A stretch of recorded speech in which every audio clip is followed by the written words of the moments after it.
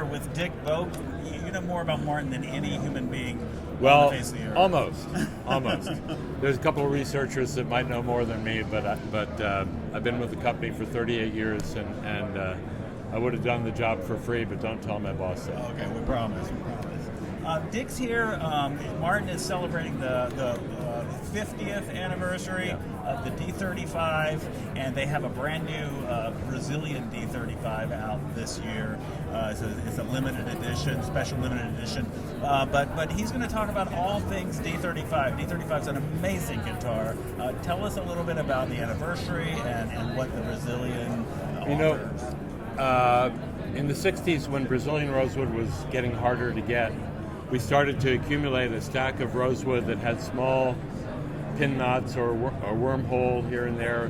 These were D28 backs and sides, and we didn't want to throw them away. And our vice president, who was actually a computer guy, his name was Bob Johnson, had an idea to try a three-piece back that would be an efficient way to utilize a very precious resource. It was really kind of a predecessor of the ecological green guitar movement that's going on now. So in 1965, we prototyped a guitar called the X35. It's the first prototype, and it was made with D28 bracing. And it turned out that guitar had a very, very strong bass response, I guess because of the way the three-piece back vibrated.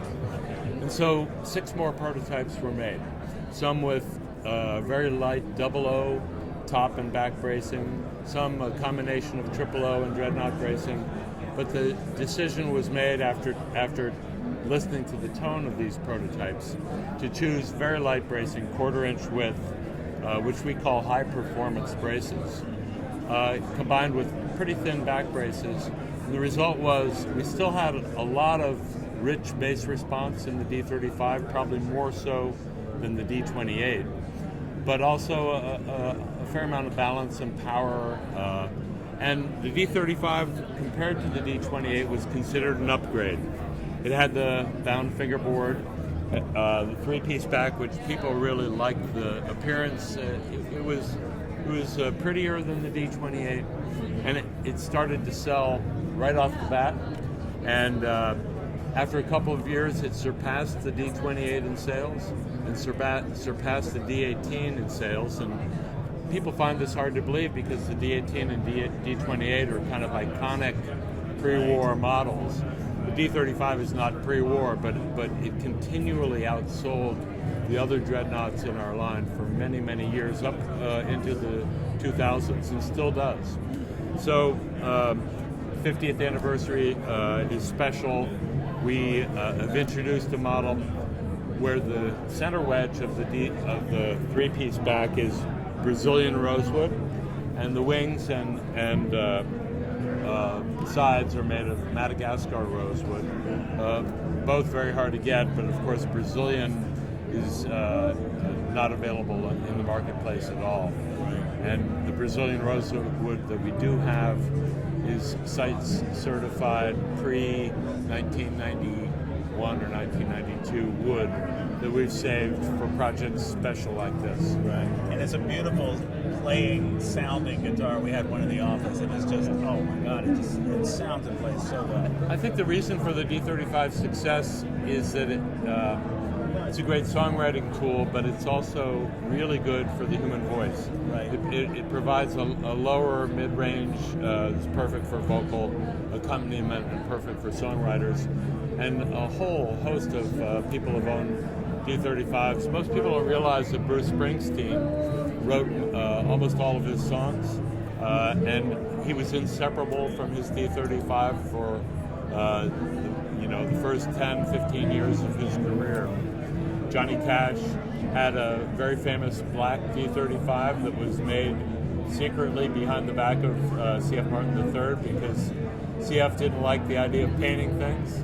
He said, we spent a lot of time picking out woods that are beautiful and perfect, and we're not painting them. So they built Johnny's black D35 secretly, delivered it to Johnny, and within a month he went on television and did the Columbo show with the black D35. Right. And CF was watching the show, and we think he kind of liked the publicity.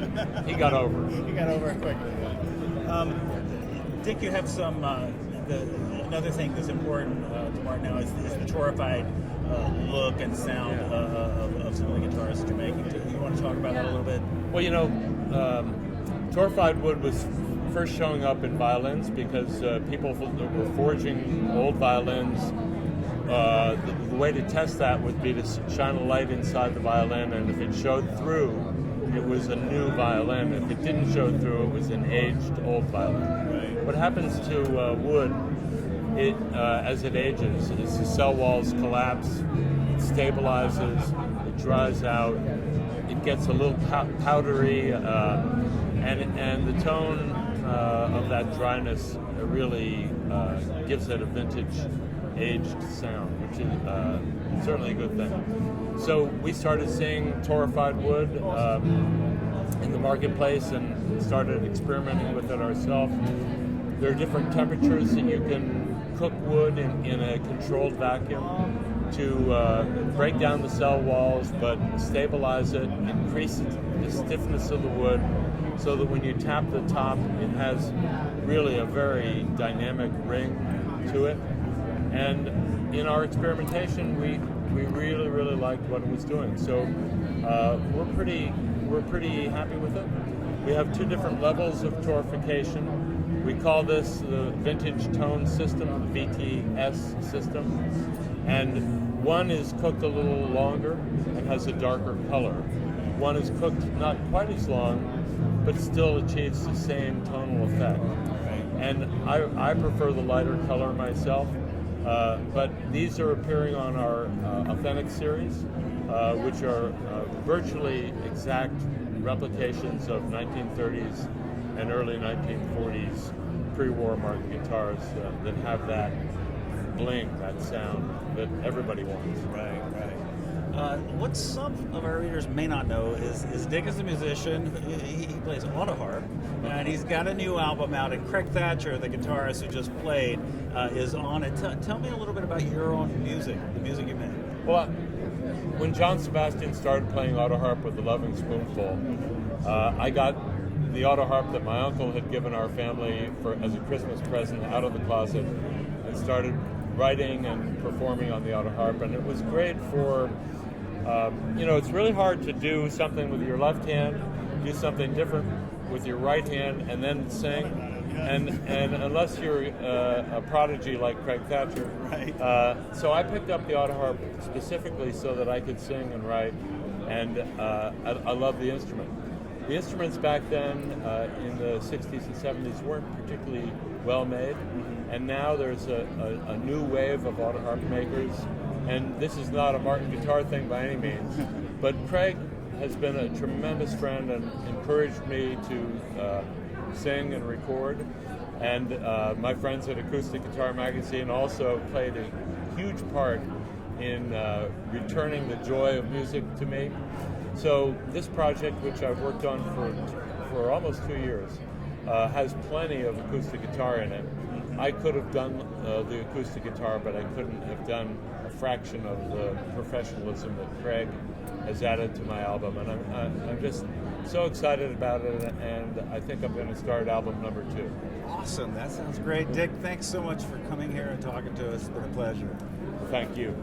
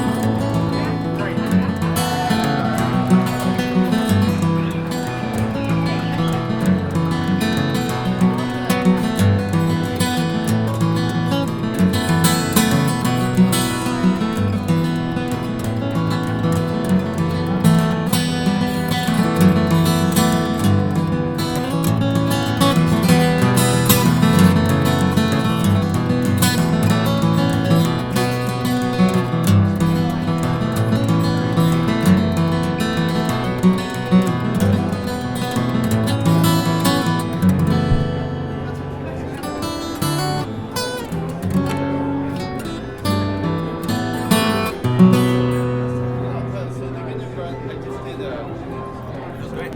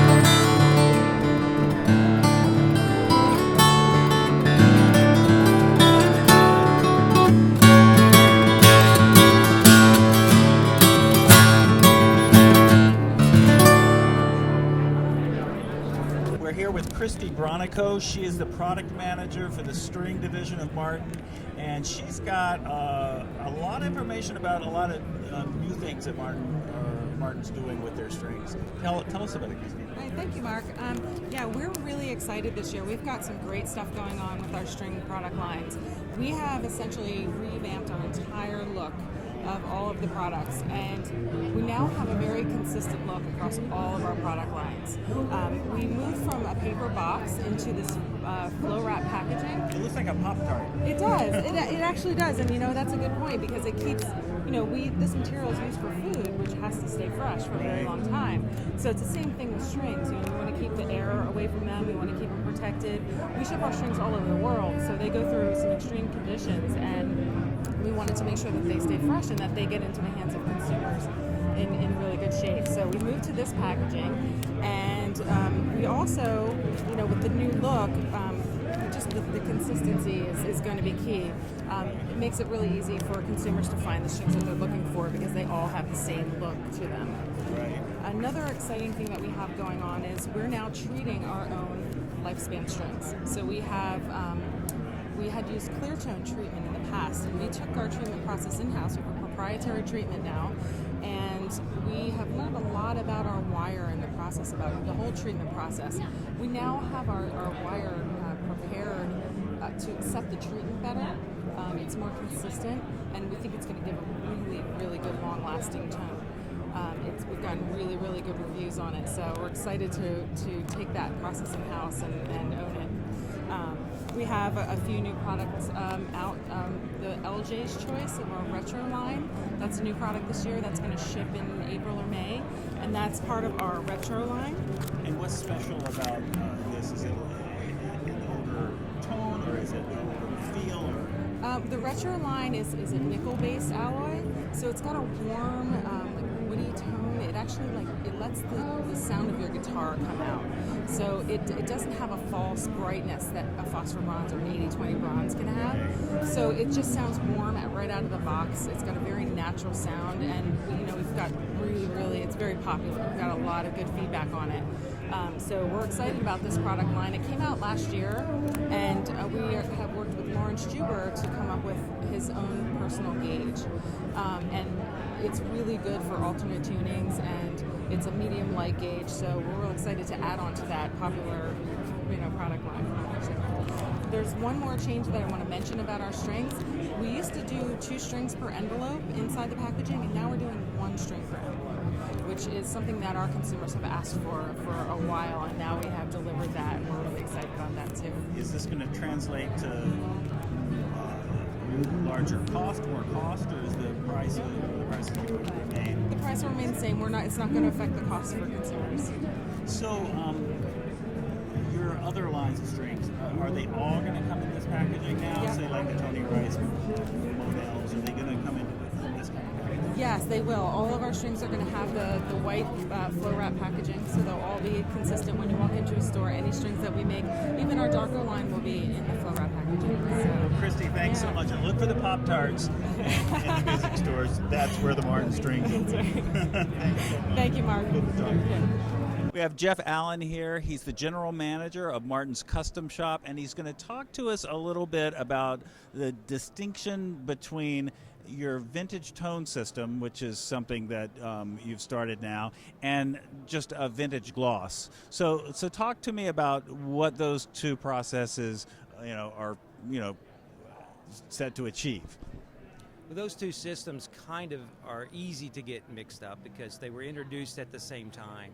So we have vintage gloss, which is really the finish of the lacquer on the outside of the guitar, or the sheen of it.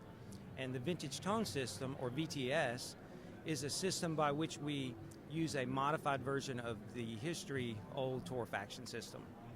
The industry has been using Torifaction for a long time, and we have tried to target certain decades or certain eras of guitars in aging the tops, so that when you buy the new guitar, the top sounds like it's been broken in a long time and it's aged. And we found that we could mimic the cell structure.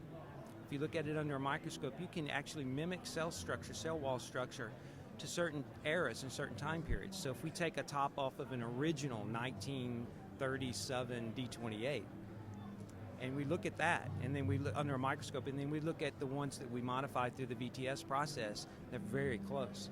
And so the sound that it produces is very similar as well. And we're very excited about it because that's now on all the new Authentics this year, the bracing and the top. So it is virtually a vintage instrument. In a way, it is. I mean, the top is there already. It's kind of locked in, and it's very stable. That process makes the top very stable. A lot of guys like that because tops are typically what cracks on an older guitar. The top over time will crack. These are going to be way more stable than a top that would not go through a Torifaction process. And then the VTS system also adds this clarity that you just only hear really with older instruments that sound more broken in, they're livelier. As the wood ages naturally, it dries out and it becomes a little more brittle. And some of those things are what really drives that tone that people love. But the back and sides of the guitar are not Torified. They do not go through any of that process. They're just like we've always done that. But that balance between the bracing being Torified and the top being matched and going through that process is the key sound we're looking for. Great, Jeff. Thank you so much for talking to us about that and clarifying that.